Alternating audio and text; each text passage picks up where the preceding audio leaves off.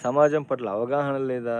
మరి ఈ లోపం ఎక్కడుందో తెలియదు నాకు. కాకపోతే సూసైడ్ చేసుకోవడం అనేది సరైన అప్రోచ్ కాదది.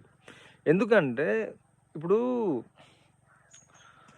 ఇప్పుడు ఆ కానిస్టేబుల్ తీసుకుంటే ఆమె ఆల్రెడీ పోలీస్‌లో ఉంది కాబట్టి ఎస్ఐ, ఏఆర్ఎస్ఐలో లేకపోతే ఏఆర్ఎస్ఐలో, ఆర్ఎస్ఐయో లేకపోతే తోటి సీనియర్ కానిస్టేబుల్స్, హెడ్ కానిస్టేబుల్స్‌ని ఎవరినన్నా ఒక నలుగురిని పెద్ద మనుషుల్లాగా పెట్టి వీళ్ళిద్దరిని పిలిపిచ్చి, ఆమె ఇద్దరిని చేసుకోకపోయినా నష్టం లేదాడ.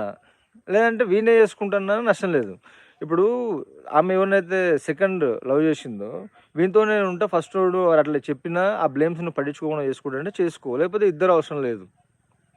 అవును. అప్పుడు ఉండే. ఇప్పుడు లేదు. మ్యారేజ్ అయ్యి పిల్లలైన తర్వాతనే డైవర్స్ తీసుకుంటున్నారు గదా! అప్పుడేదో తిరిగినావు ఇప్పుడు గూడా చేసుకో అననేది రూల్ ఏం లేదు అక్కడ ఆమెకు. వానికి ఏమన్నా వాడు ఈమె పైన ఇన్వెస్ట్ చేసుంటే ఆమె కంపెన్సేషన్ వాని దానికి ఇచ్చేస్తే అయిపోతది. ఆ విధంగా లీగల్ టర్మ్స్‌లో దాన్ని డీల్ చేస్తే అయిపోయేది. అది మరి ఆమె తోటి వాళ్ళ హెల్ప్ తీసుకోలేదా? మరి ఆమె ఒక్కతే డీల్ చేసుకుందా తెలీదు. అది కరెక్ట్ అప్రోచ్ కాదు. ఇప్పుడు ఈ లేడీ మానసికంగా బతకడానికి చాలా ట్రై చేసినా గానీ నా వల్ల అవ్వట్లేదు. మరణానికి కారకులు ఎవరు లేరు అంటుందామె. ఇప్పుడు సైకాలజిస్టులున్నారు, సైకియాట్రిస్టులున్నారు.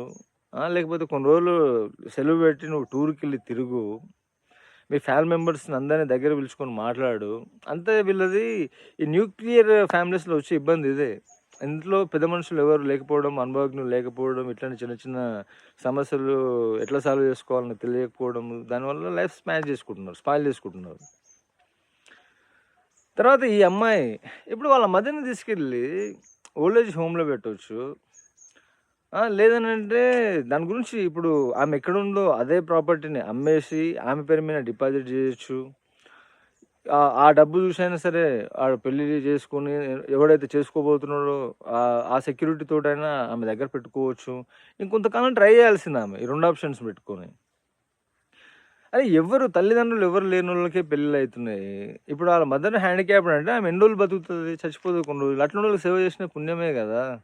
ఈ విధంగా ఆలోచించే వాళ్ళు గూడా ఉంటారు. ఒక ఛాన్స్ తీసుకోవాలి. ఎందుకు వెంటనే ఇట్లాంటి డిసిషన్స్ తీసుకుంటారు?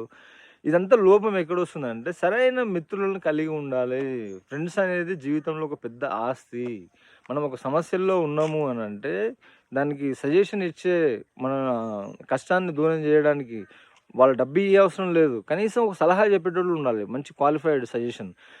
గవర్నమెంట్స్ గూడా ఈ సైకాలజిస్ట్‌లని, సైకియాట్రిస్ట్‌లని డిస్ట్రిక్ట్ లెవెల్‌లోనో లేకపోతే ఒక కమిషనరేట్ లెవెల్‌లోనో పెట్టాలి.